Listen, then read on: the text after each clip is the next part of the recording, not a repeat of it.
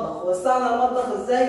الحيطه بتاعت المطبخ دي مكانها ما كانش هنا، كان مكانها مع الكاميرا بالشكل ده. احنا عملنا ان احنا شلنا الحيطه خالص وطلعنا بالحيطه بالصاله. عشان كده هتلاحظ لما كنا بنصور في الصاله كان في ركبه داخل الصاله دي، ان احنا طلعنا بالمطبخ بجزء في الصاله، علشان مشكله المطبخ دايما ان عرض المطبخ بيبقى صغير متر وستين. احنا كده زودنا 40 سم للمطبخ، بقى اصبح عرض المطبخ 2 متر.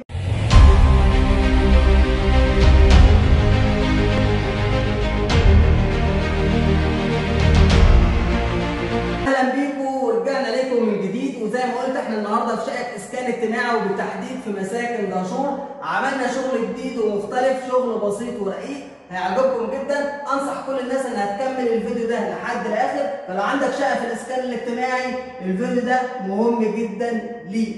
اول حاجه زي ما احنا معودينكم دايما على الباب المصفح، باب المصفح التركي اللي احنا بنعودكم دايما بنحط اشكال جديده وستايلات جديده بتكون متناسقه مع الشغل العام اللي بننفذه في الشقه. ده كان بالنسبه للباب المصفح. طبعا انا شرحت الباب المصفح في فيديوهات كتير، فاللي حابب يشوف الباب المصفح بالتفصيل يشوف فيديوهاتنا القديمه. تعالى نبدا نتكلم. احنا هنا في شقه اسكان اجتماعي دخلنا عليها طبعا بالشغل القديم، شغل النقاشه القديمه، عدلنا كل حاجه وعدلنا حاجات في المطبخ والحمام والوريق وكل الكلام ده. احنا دلوقتي في منطقه الريسبشن. لو هنبدا نتكلم كده على الاسقف، هنطلع هنشوف الاسقف عباره عن شغل بسيط وهادي ورقيق.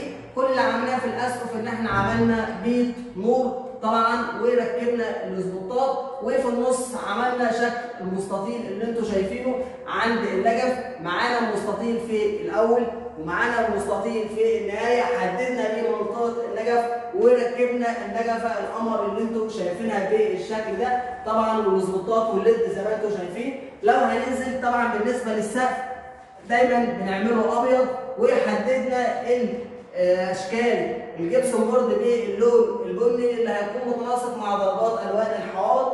لو هننزل كده من الاسقف على الحوائط، طبعا انتوا عارفين ان الشغل بتاع الاسكان الاجتماعي بيكون خامات رديئه في النقاشه، فاحنا بنأسس تأسيس كامل. يعني ايه بنأسس تأسيس كامل؟ احنا بندي صلب وبعد كده بندي سكتين او 3 سكاكين معجون على حسب شغل الحوائط وصنفره وتلقيط، وبندي وشين نهائي بدهانات جي ال سي او دهانات جيوتن.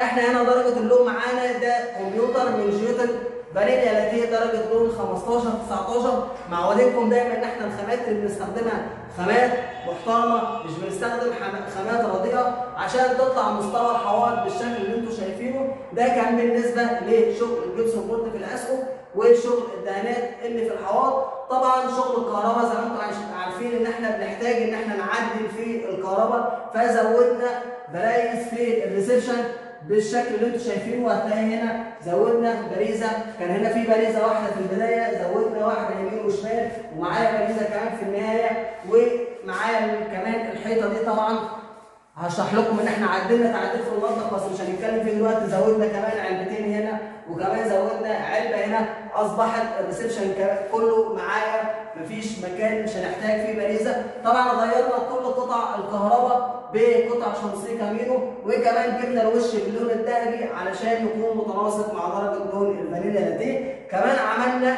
شاشه تاسيس للشاشه في الريسبشن. طيب فين مكان الشاشه؟ احنا هنا العميل كان هيجيب المكتبه كانت عنده في البدايه، طبعا جمعناها ونقلناها من جديد، وكان عنده فتحه الشاشه في المكان ده، فعملنا الشاشه في نفس المكان بالظبط وركبنا لمبه الشاشه.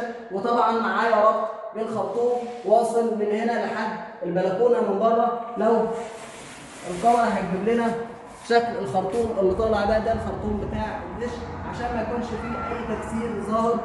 وطبعا بما اننا كمان في البلكونه كان عندنا تكسير مكان الخرطوم بتاع الدش وبعض المرمات، فعملناها معجونه علشان تبقى ناعم وعطيناها بلاستيك بنفس درجه اللون او درجه قريبه جدا من درجه اللون القديمه علشان ما يكونش متغير في شكل الواجهه. بنراعي ادق التفاصيل، حاجات بسيطه جدا ولكنها بتكون مهمه في مستوى الشغل.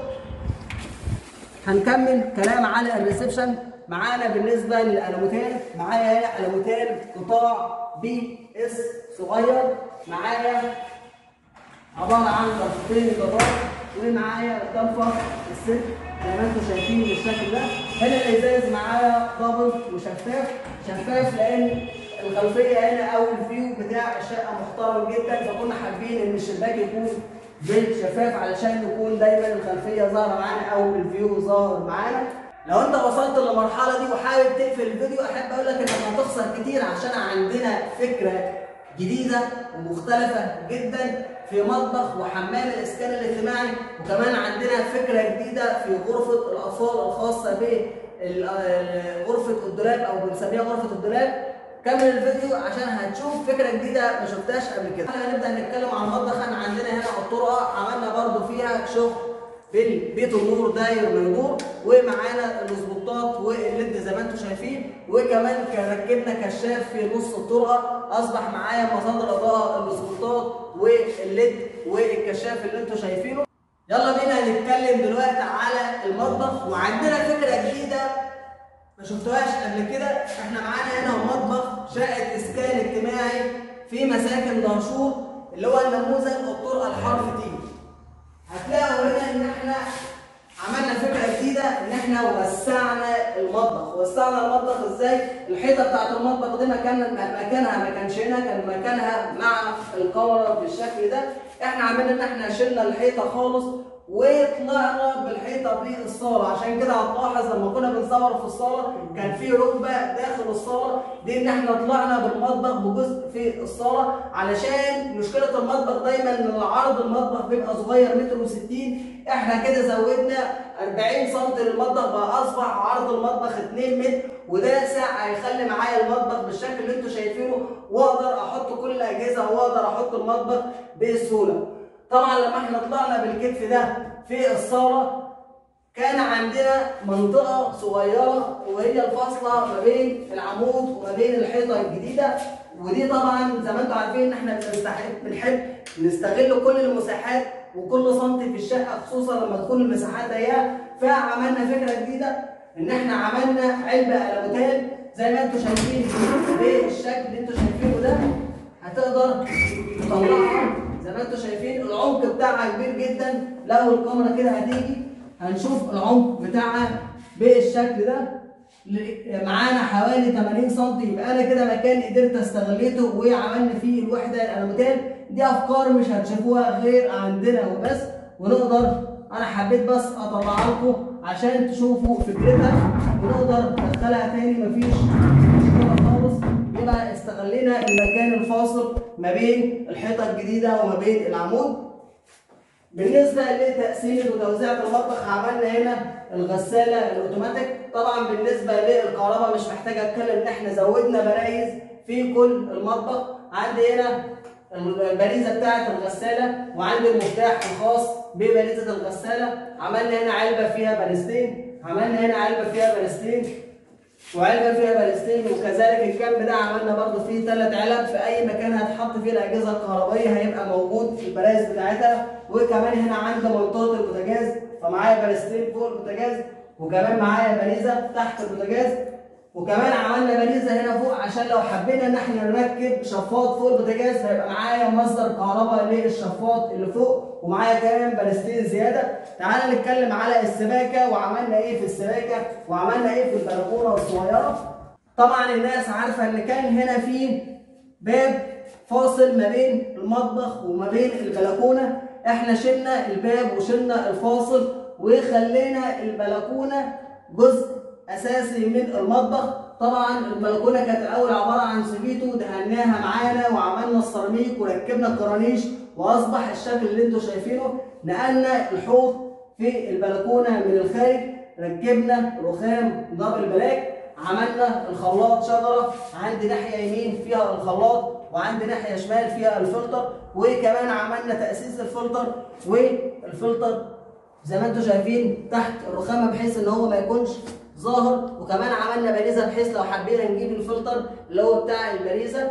وكمان معانا هنا الشفاط. هكلمكم دلوقتي على الشباك الالموتيل. الشباك الالموتيل متقسم ل3 اجزاء رئيسيه، 4 اجزاء رئيسيه. معايا منطقه الشفاط، معايا هنا نقدر نستخدمه قلاب، ومعايا هنا الالموتيل عباره عن جرار، وكمان معايا الضلفه السلك، وكمان متأمن حديد من الخارج. معايا هنا البريزه بتاعه الشفاط، وكمان معايا باريستين فوق الرخامه اقدر استخدم هنا كتل. كل الحاجات دي مش هتلاقوها غير عندنا، ان احنا بنراعي ادق التفاصيل، ان احنا حابين نحط هنا كتل نحط خلاط. فمعايا البريزه باريستين خاصين فوق الرخامه، ومعايا هنا السخان، وكمان معايا باريزه للسخان، ومعايا المفتاح الخاص بالموتور، وطبعا في ربط في ماسوره واصله من العلبه للخارج. زي ما انتم شايفين كل الحاجات دي احنا بنراعيها. كمان المواسير بيبقى شكلها مش لطيف، فظبطناها ودهناها بنفس لون الفانيلا لاتيه عشان تكون متناسقه ويكون الشكل زي ما انتم شايفين. سهل جدا ان حد يشطب انه يعدل في شقه اسكان اجتماعي ولكن من الصعب ان نهتم بالتفاصيل ان يكون الشكل زي ما انتم شايفين بالطريقه دي. حاجات مش هيقدر يعملها غير اللي اشتغل فيها ويكون نفذها قبل كده. وده كان شكل المطبخ الخاص بنموذج دهشور. وسعنا المطبخ، استغلينا المكان الضيق، زودنا برايز، عملنا الغساله، وعملنا الجزء الخاص بالبلكونه. طبعا السقف عملنا كرانيش عشان تبقى فاصله ما بين السيراميك والسقف، وزودنا كمان مخرج اناره تاني ركبنا فيه الحاجات اللي انتم شايفينها. معايا اصبح برضو في كشاف في البلكونه الصغيره، وفي كشاف كبير في البلكونه في سقف المطبخ. ده كان كلامنا عن المطبخ. معانا الحمام، ما تروحوش في اي حته.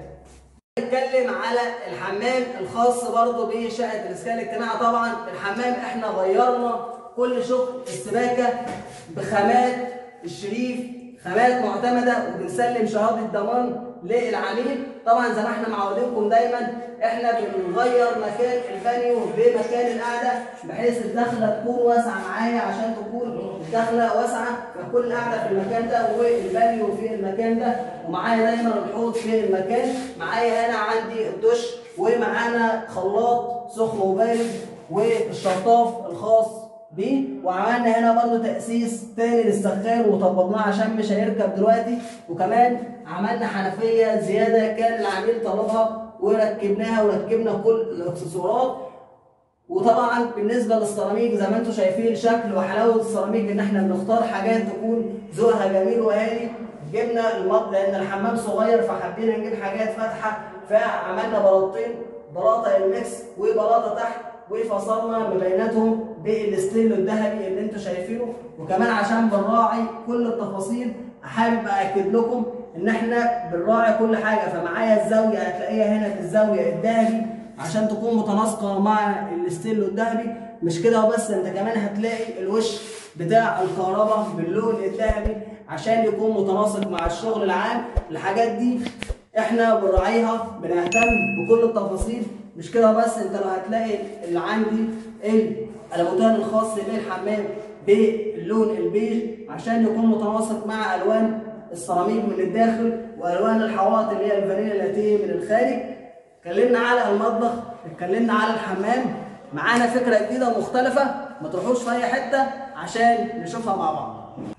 يلا بينا نكمل دلوقتي. خلصنا المطبخ، خلصنا الحمام، عندنا فكره جديده. لو حد مركز معانا هيلاقي الجزء ده اللي هو المفروض بتاع الدولاب كبير شويه. طب ليه؟ تعالوا نقول لكم الكلام ده من داخل الغرفه.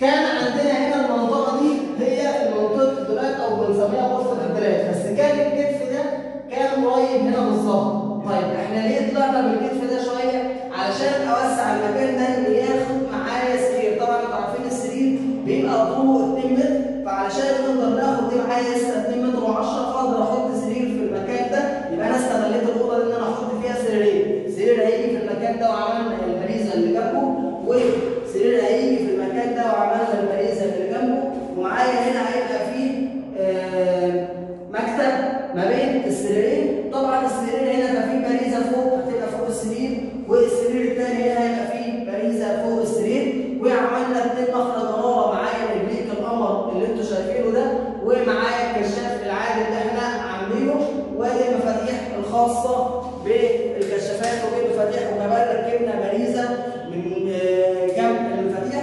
بالنسبه للدهانات احنا هنا دهنا ده GNC باللون الرصاصي، لكن الصاله والطرقه والغرفه الثانيه بلون الفانيلا لاتيه من جيوتن. يلا بينا كده نلقي نظره سريعه على الغرفتين التانيين. طبعا كل الابواب دهناها من جديد في اللاجئين.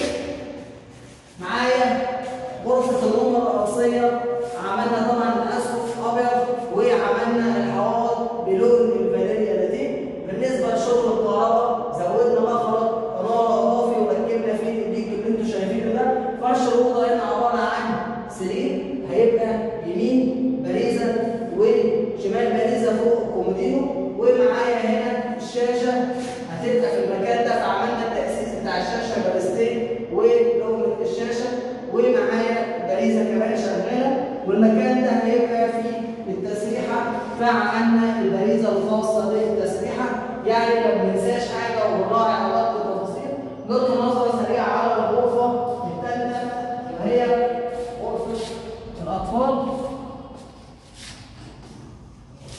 معايا الغرفه هنا هيبقى فيها سرير واحد، فمعايا سرير في المكان ده، وعملنا باريزه يمين السرير وباريزه شمال السرير عشان تبقى فوق الكومودينو. ومعايا هنا هيبقى في مكتب، والعميل هنا هيستخدم كمبيوتر باستمرار او لابتوب باستمرار، فعملنا باريزه هنا تبقى تحت المكتب، وزودنا كمان باريزه، وبرضه زودنا مخرج اناره اضافي الخاص بالابليك، ودهنا الغرفه هنا باللون الرصاصي، وكمان بنراجع على الشبابيك كلها وبنراجع على النجاره وبنعيد دهانها من جديد.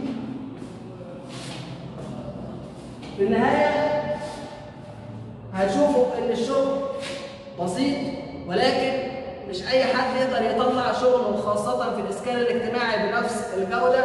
بنراعي ادق التفاصيل، اشياء بسيطه ولكن هي مهمه جدا.